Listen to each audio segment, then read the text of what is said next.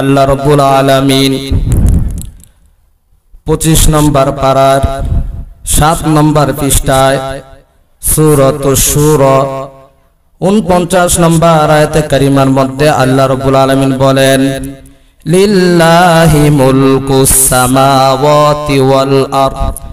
আল্লাহ রাব্বুল আলামিন বলেন, আসমান ও জমিন সমূহের রাজত্ব কার? আল্লাহ রাব্বুল আলামিন বলেন, আল্লাহর। ইয়াখলুকু মা ইয়াশা, তিনি যা চান সাথে সাথে সৃষ্টি করে ফেলেন।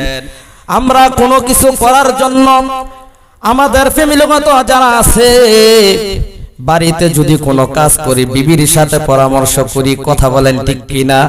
আল্লাহ রাব্বুল আলামিন বলেন, ও দুনিয়ার মানুষ, তোমরা যখন কোনো কাজ করো তোমাদের পরামর্শের প্রয়োজন হয়, আমার আল্লাহ রাব্বুল আলামিন কিন্তু কোনো পরামর্শ করার দরকার নাই।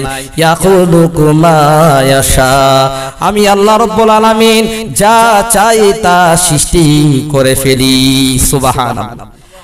এরপরে আল্লাহ রাব্বুল আলামিন বলেন, ইহাবু লিমান ইয়াশাউ ইনাসাউ ওয়া ইয়াহাবু লিমান ইয়াশাউ যুকুর। আল্লাহ রাব্বুল আলামিন বলেন, ও দুনিয়ার মানুষ, আমি যাকে ইচ্ছা কন্যা সন্তান দান করি, আমি যাকে ইচ্ছা পুত্র সন্তান দান করি। কন্যা সন্তান এবং পুত্র সন্তান এটা আল্লাহ রাব্বুল আলামিনের পক্ষ থেকে বড় একটা নেয়ামত, কথা বলেন ঠিক কিনা? আল্লাহ রাব্বুল আলামিন সূরাতুশ শূরা 50 নম্বর আয়াতে কারিমার মধ্যে আল্লাহ রাব্বুল আলামিন বলেন, আউ যাওজুহুম যুকরানা ওয়া ইনাসা, আর আমি যাকে ইচ্ছা ছেলেও দান করি মেয়েও দান করি উভয়ই দান করি। এটা আমি রব্বে কারিমের একটা নেয়ামত, কথা বলেন ঠিক কিনা? এরপরে আল্লাহ রাব্বুল আলামিন বলেন, ওয়াজআলু মান ইয়াশাউ আকিমা, আমি আল্লাহ রাব্বুল আলামিন কাউকে ছেলেও দেই না মেয়েও দেই না, আমি বন্দা রাখি, কিছু দান করি না। আল্লাহ রাব্বুল আলামিন বলেন, ইন্নাহু আলিমুন কদির, আমি আল্লাহ রাব্বুল আলামিন সব জানি, সব কিছুর উপর আমি আল্লাহ রাব্বুল আলামিন শক্তিমান, কথা বলেন ঠিক কিনা? আল্লাহ রাব্বুল আলামিন 14 নম্বর পারার 13 নম্বর পৃষ্ঠায় সূরাতুন নাহল এর 72 নম্বর আয়াতে কারিমার মধ্যে আল্লাহ রাব্বুল আলামিন বলেন, ওয়াল্লাহু জাআলা লাকুম মিন আনফুসিকুম আজওয়াজাও ওয়া জাআলা লাকুম মিন আজওয়াজিকুম বানিনা ওয়া হাফাদাতাও ওয়া রাযাকাকুম মিনাত তাইয়্যিবাত আফাবিল বাতিলি ইউমিনুনা ওয়া বিনি'মাতিল্লাহি ইয়াকফুরুন। আল্লাহ রাব্বুল আলামিন বলেন, তোমাদের জন্য, তোমাদের থেকে, তোমাদের জোড়াকে আমি আল্লাহ রাব্বুল আলামিন সৃষ্টি করছি, আর আমি আল্লাহ রাব্বুল আলামিন তোমাদের থেকে, তোমাদের জোড়া থেকে তোমাদের জন্য তোমাদের পুত্র এবং তোমাদের নাতিদেরকে আমি আল্লাহ রাব্বুল আলামিন দান করছি। সুবহানাল্লাহ। এরপরে আল্লাহ রাব্বুল আলামিন বলেন, ওয়া রাযাকাকুম মিনাত তাইয়্যিবাত, আমি আল্লাহ রাব্বুল আলামিন তোমাদের জন্য রিজিকের ব্যবস্থা করছি। আমরা বলি যার সন্তান আদি বেশি এর বলো অভাব বেশি, কথা বলেন নাউজুবিল্লাহ। আল্লাহ রাব্বুল আলামিন বলেন, ও দুনিয়ার মানুষ, যার সন্তান আদি বেশি হবে এর ঘরের ভিতরে আল্লাহ রাব্বুল আলামিন রহমত দান করছেন, বরকত দান করেছেন। নবী পয়গম্বর বলেন, ও দুনিয়ার মানুষ, তোমরা বেশি বেশি করে যাদের সন্তান আদি হবে আমি কাল কিয়ামতের ময়দানে আমার উম্মতদেরকে নিয়ে আমি গর্ব করতে থাকবো। সুবহানাল্লাহ। আল্লাহ পাক বলেন, ও দুনিয়ার মানুষ, তোমাকে দুনিয়াতে পাঠার আগে আগে আমি আল্লাহ পাক তোমাদের মউত কবে হবে, তোমাদের হায়াত কতদিন আছে এবং তোমার রিজিকের বন্দোবস্ত আমি আল্লাহ রাব্বুল আলামিন করে রেখে দিয়েছি। আল্লাহ রাব্বুল আলামিন বলেন, ওয়ারাযাকাকুম মিনাত তাইয়্যিবাত, তোমাদের রিজিকের ব্যবস্থা আমি আল্লাহ রাব্বুল আলামিন করে দিয়েছি। আফাবিল বাতিলি ইউমিনুনা ওয়া বিনি'মাতিল্লাহি ইয়াকফুরুন। তবুও কি মুমিনরা বাতিলকে বিশ্বাস করবে? তারা আল্লাহ রাব্বুল আলামিনের নিয়ামতকে অস্বীকার করবে? আল্লাহ রাব্বুল আলামিন 28 নম্বর পারার 19 নম্বর পৃষ্ঠায় সূরাতুত তাহরিমের 6 নম্বর আয়াতে কারিমার মধ্যে আল্লাহ রাব্বুল আলামিন বলেন, ইয়া আইয়ুহাল্লাযীনা আমানু কু আনফুসাকুম ওয়া আহলিকুম নার।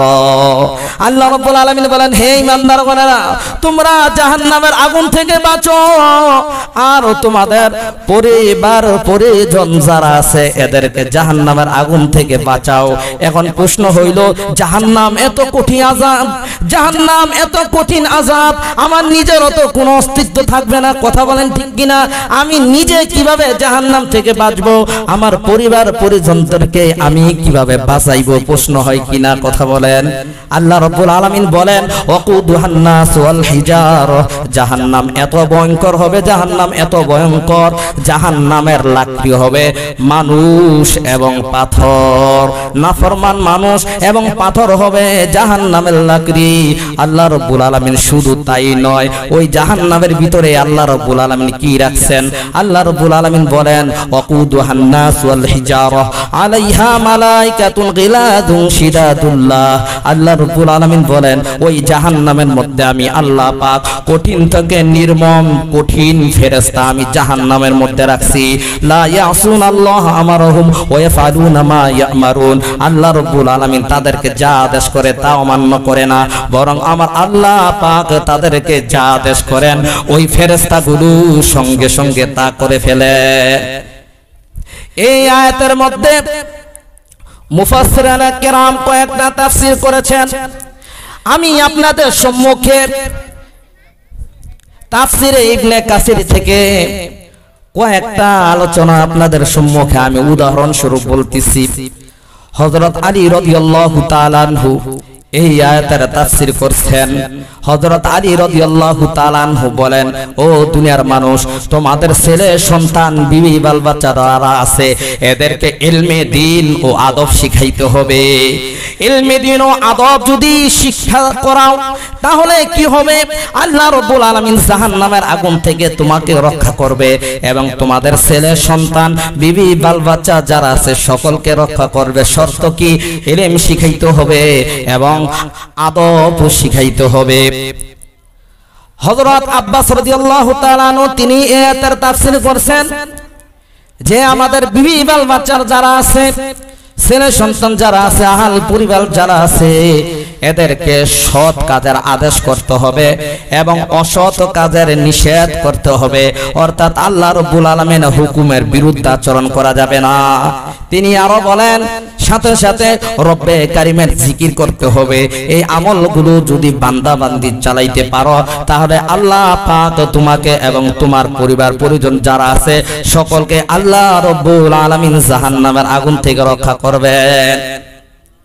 হযরত মুজাহিদ রাহমাতুল্লাহ আলাইহি তিনি কিতাবের ভিতরে এই আয়াতের তাফসীর লিখছেন, আল্লাহ রাব্বুল আলামিনকে ভয় করতে হবে।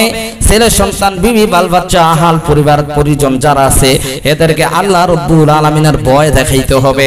তাহলে আল্লাহ রাব্বুল আলামিন এর বরকতে আমাকেও জাহান্নাম থেকে রক্ষা করবেন এবং আমার পরিবার পরিজন যারা আছে সকলকে আল্লাহ রাব্বুল আলামিন জাহান্নাম থেকে রক্ষা করবেন। এই কারণে প্রিয় হাজরিন, নবী পয়গম্বর সাল্লাল্লাহু আলাইহি ওয়াসাল্লাম নবী আমার সন্তানদের বয়স যখন 7 বছর হবে নবী বলেন তাদের নামাজের আদেশ করো, নামাজের নির্দেশ দাও। আর যখন 10 বছর পূর্ণ হয়ে যাবে তখন তাদেরকে নামাজ আদায় না করলে তাদেরকে বেত্রাঘাত করো। ইমাম আহমদ, ইমাম তিরমিজি, ইমাম আবু দাউদ রাহমাতুল্লাহ আলাইহি তারা বলেন নামাজের পাশাপাশি সন্তান আদিদের যখন 7 বছর হয়ে যাবে এমনি ভাবে যখন 10 বছরে উপনীত হবে 7 বছর থেকে তাদেরকে নামাজের ফরজিয়তের পাশাপাশি তাদেরকে রোজার আদেশও করতে হবে। প্রিয় হাজিরিন, এই আয়াত সম্পর্কে আপনাদের সাধারণ কিছু ধারণা দিলাম। আল্লাহ রাসূল সাল্লাল্লাহু আলাইহি সাল্লাম হাদিসের মধ্যে বলেন, রহিমাল্লাহু ওয়ালিদান আনা ওয়ালাদাহু আলা বিররি। নবী পয়গম্বর সাল্লাল্লাহু আলাইহি ওয়াসাল্লাম বলেন, আল্লাহ রাব্বুল আলামিন ওই পিতার উপর রহম নাজিল করেন যে পিতা তার সন্তানকে নেক কাজের সহযোগিতা করে। সুবহানাল্লাহ। এই কারণে প্যারা হাজরিন, কি করা দরকার? আমাদের ছেলে সন্তানদেরকে ধর্মীয় শিক্ষা দেওয়ার দরকার আছে কিনা জোরে বলেন। ধর্মীয় শিক্ষা এটা কি বাজারে পাওয়া যায়? মাছের বাজারে পাওয়া যায়, তরকারির বাজারে পাওয়া যায়, কোথায় পাওয়া যায় বলেন? ধর্মীয় শিক্ষা একমাত্র কওমিয়া মাদ্রাসাগুলোতে পাওয়া যায়। এরকম ভাবে খিদমাতুল কুরআন মহিলা মাদ্রাসায় ধর্মীয় শিক্ষা, আল্লাহ রাব্বুল আলামিনের শিক্ষা, মানুষ গড়ার কারখানা হলো এরকম মহিলা মাদ্রাসা। পুরুষদের জন্য ইলমে দ্বীন শিক্ষা করার অনেক মাদ্রাসা আছে, মহিলাদের জন্য শিক্ষা করার জন্য মাদ্রাসা খুবই কম। আপনাদের কিসমত ভালো, এই গ্রামের ভিতরে আল্লাহ রাব্বুল আলামিন খিদমতুল কুরআন নামে একটা মহিলা মাদ্রাসা আল্লাহ রাব্বুল আলামিন করার তৌফিক দান করছে। বলা হয়েছে যেই গ্রামের ভিতরে একটা মাদ্রাসা থাকবে, এই মাদ্রাসার বরকতের কারণে আল্লাহ রাব্বুল আলামিন গোটা এলাকার মধ্যে খায়ের ও বরকত নাজিল করবেন। সুবহানাল্লাহ। নবী পয়গম্বর বলেন, একজন ছাত্ররে আলেম বানাইলে, একজন ছাত্রকে হাফেজ বানাইলে, এমনকি আমাদের যে ছেলে সন্তান আছে, মা বোনেরা আছে, ছেলে সন্তান আছে, আপনার মেয়ে আছে, আপনার বোন আছে, তাদেরকে যদি হাফেজ বানান, আলেম বানান, তাহলে কি হবে? আল্লাহ রাসূল সাল্লাল্লাহু আলাইহি সাল্লাম বলেন, কিয়ামতের ময়দানে আল্লাহ রাব্বুল আলামিন আপনার জন্য নাজাতের কারণ হবে। কারণ আপনার সন্তানকে হাফেজ বানাইছেন, আলেম বানাইছেন, আপনার কিসমত বড় ভালো। আল্লাহ রাব্বুল আলামিন এই রুসিলা করে আল্লাহ পাক আপনাকে জান্নাতের মধ্যে প্রবেশ করাইবে। ইন্নাল ওয়ালিদা মাসউলুন আন ওয়ালাদি ওয়া ইন্নাল মাসউলা মাসউলিন আন ওয়ালিদি ইয়ানি ফিল আদাবি ওয়াল বুররি। হযরত ওমর ইবনে হযরত আব্দুল্লাহ ইবনে ওমর রাদিয়াল্লাহু তাআলা আনহু বলেন, কাল কিয়ামতের ময়দানে আল্লাহ রাব্বুল আলামিন বাবাকে ডাক দিয়ে বলবেন, ও বাবা, তুমি তোমার সন্তানের অধিকার ঠিকমতো আদায় করছো কিনা? বাবাকে প্রশ্ন করা হবে। সন্তানকে ডাক দিয়ে বলবেন, ও সন্তান, তুমি তোমার বাবার অধিকার কতটুকু আদায় করছো? পঙ্খানো ভাবে আল্লাহ রাব্বুল আলামিনের কাছে আমাদের জবাব দিতে হবে। এই কারণে ভাই, ছেলে সন্তান বড় নেয়ামত, সন্তান বড় নেয়ামত। আল্লাহ রাব্বুল আলামিন পবিত্র কালামুল্লাহ শরীফের ভিতরে 14 নম্বর পারার 12 নম্বর পৃষ্ঠায় সূরাতুন নাহলির 58 নম্বর আয়াতে কারিমার মধ্যে আল্লাহ রাব্বুল আলামিন বলেন, ওয়া ইযা বুশিরা আহাদুহুম বিল উনসা যাল্লা ওয়াজহুহু মুসওয়াদ্দাও ওয়া হুয়া কাযীব। আর যখন আল্লাহ রাব্বুল আলামিন তোমাদের মধ্য থেকে কাউকে কন্যা সন্তানের এমনি ভাবে সুসংবাদ দেয়, আমাদের সমাজে এমনও আছে কন্যা সন্তান হইলে অনেকের চেহারাটা মলিন হয়ে যায়। কথা বলেন ঠিক কিনা? আল্লাহ বলে, ও দুনিয়ার মানুষ, আমি তোকে কন্যা সন্তানের সুসংবাদ দিলাম, তোর চেহারাটা মলিন করলি, তুই নিজেকে হতভাগা মনে করলি। এ জালেম, তুই তো জানোস না এই কন্যা সন্তান কিয়ামতের ময়দানে কেমন কারণ হবে। ফেরেশতারা টেনে যখন তোমাদেরকে জাহান্নামের ময়দানে নিয়ে যাবে, এই কন্যা সন্তান দেওয়াল হিসেবে দাঁড়িয়ে যাবে। চিৎকার দিয়ে বলেন সুবহানাল্লাহ। পূর্বের জমানায় সাহাবায়ে কেরামদের মধ্য থেকে একজনের ঘটনা আমরা সকলে জানি, হযরত দাহিয়াতুল কুলবি। আল্লাহ রাসূল সাল্লাল্লাহু আলাইহি সাল্লামের দরবারে আসেন মুসলমান হওয়ার জন্য। বলতেছেন, ও নবী পয়গম্বর, আমি এমন অপরাধী, আল্লাহ রাব্বুল আলামিন আমাকে কলিজার টুকরা সন্তান দান করছে, আমি আমার সন্তানকে জীবিত অবস্থায় দাফন করছি, আমার আল্লাহ কি আমাকে মাফ করবে নাকি? নবী সুসংবাদ জানায় দিলেন, ও দাহিয়া কল, চিন্তার কোনো কারণ নাই, পেরেশানির কোনো কারণ নাই। ও দাহিয়া কলবি রে, তুই কালিমা পড়ে আমার হাতে মুসলমান হইছ, আল্লাহ রাব্বুল আলামিন তোমার পিছনের যত কুফরিয়ত ছিল, কুফরিয়ত গুলো জ্বালিয়ে পুড়িয়ে শেষ করে আল্লাহ রাব্বুল আলামিন নেকি দ্বারা পরিবর্তন করে দিয়েছেন। সুবহানাল্লাহ। আল্লাহর রাসূল সাল্লাল্লাহু আলাইহি সাল্লাম হাদিস শরীফের মধ্যে বলেন, আন আব্দুল্লাহি আব্বাসিন قال رسول الله صلى الله عليه وسلم মান উলিদাত লাহু ইবনাতু ফালাম ইয়াইদহা ওয়ালাম ইউহিনহা ওয়ালাম ইউসার ওয়ালাদাহু আলাইহা ইয়ানি যাকার আদখালাহুল্লাহু বিহাল জান্নাহ। হযরত আব্দুল্লাহ ইবনে আব্বাস রাদিয়াল্লাহু তাআলা আনহু বলেন, আমার নবী পয়গম্বর সাল্লাল্লাহু আলাইহি সাল্লাম বলেন, যেই ঘরে কন্যা সন্তান জন্মগ্রহণ করলো, কেউ যদি কন্যা সন্তানকে ওই দাহিয়া বলবির মতো জীবন্ত দাফন না করে এবং কন্যা সন্তান পেয়ে অবহেলা না করে খুশি হয়ে যায়, নবী পয়গম্বর বলেন নিজের পুত্র সন্তানদের থেকে কন্যা সন্তানকে প্রাধান্য দেয় বেশি।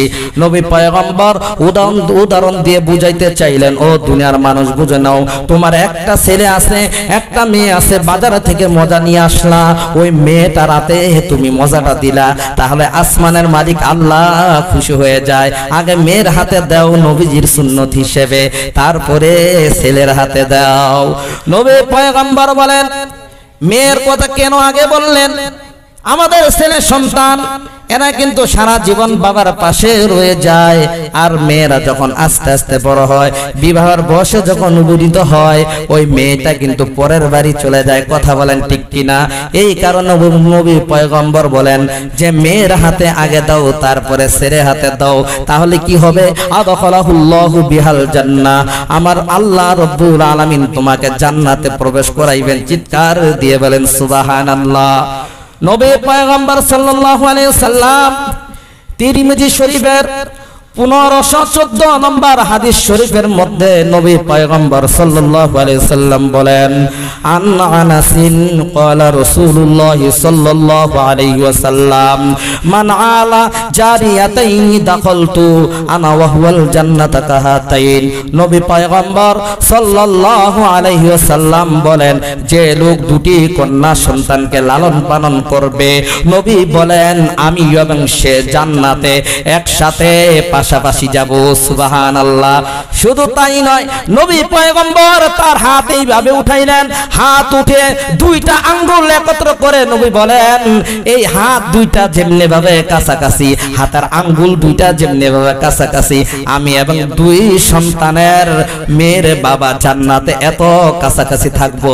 নবীজি দুই হাতের আঙ্গুল একত্র করে ইশারায় বুঝায় দিলেন। সুবহানাল্লাহ।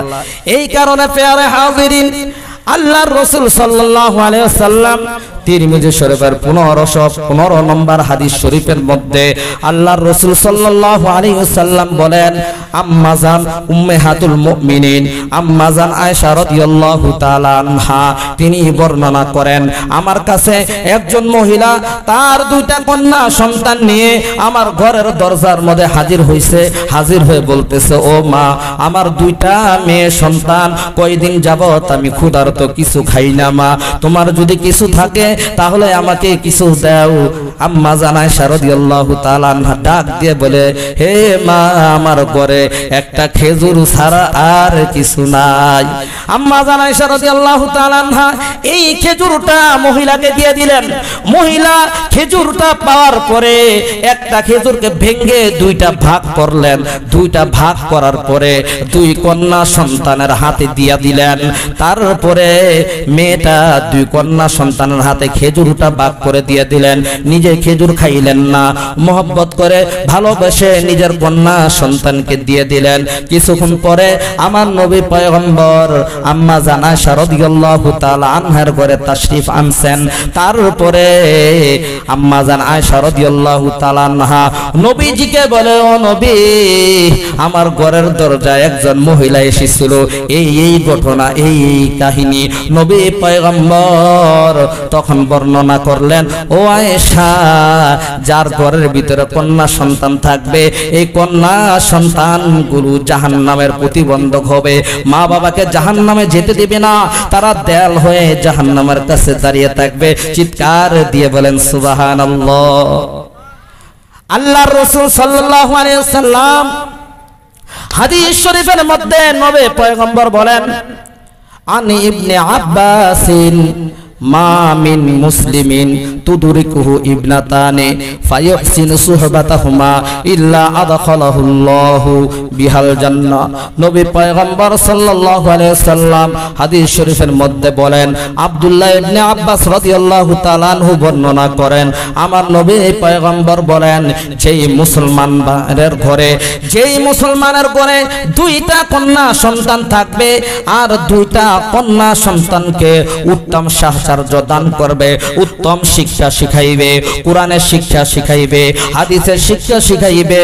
নবী পয়গম্বর বলেন, এই মেয়ে সন্তানগুলো কাল কিয়ামতের ময়দানে মা বাবাকে সুপারিশ করে জান্নাতে নিয়ে যাইবে। চিৎকার দিয়ে বলেন সুবহানাল্লাহ।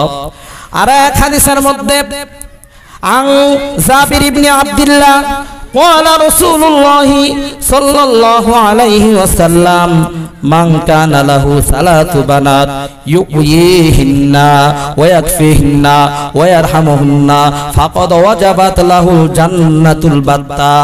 হযরত জাবের রাদিয়াল্লাহু তাআলা আনহু বর্ণনা করেন, আমার নবী পয়গম্বর সাল্লাল্লাহু আলাইহি ওয়াসাল্লাম নবীজি বলেন, যেই ব্যক্তির ঘরে তিনটা কন্যা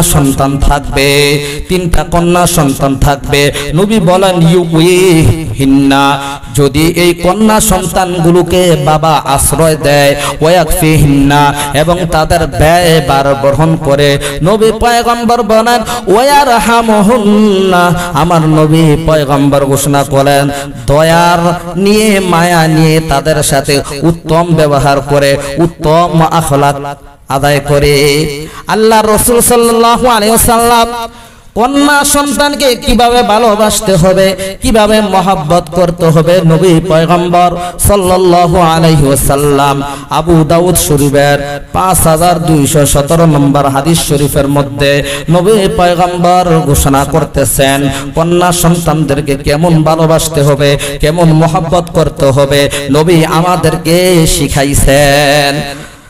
নবীজি বলেন, হযরত ফাতেমা হলো আমার কলিজার টুকরা। হযরত ফাতেমা রাদিয়াল্লাহু তাআলা আনহা একদিন আমার নবী পয়গম্বর সাল্লাল্লাহু আলাইহি ওয়াসাল্লামের ঘরে প্রবেশ করার জন্য নবীজির মেয়ে বাবার বাড়িতে যাইতেছে। দূর থেকে আমার নবী পয়গম্বর দেখতেছেন তার কলিজার টুকরা মেয়ে ফাতেমা আসতেছে। আমার নবী আর দেরি করলেন না, নবীজি তার আসন থেকে নেমে গেলেন, হযরত ফাতেমা রাদিয়াল্লাহু তাআলা আনহার হাত ধরলেন, হাত ধরে হাতের মধ্যে চুমু খেলেন। চুমু খাবার পরে নিজের মেয়েকে নিজের আসনের মধ্যে বসায় দিলেন। সুবহানাল্লাহ।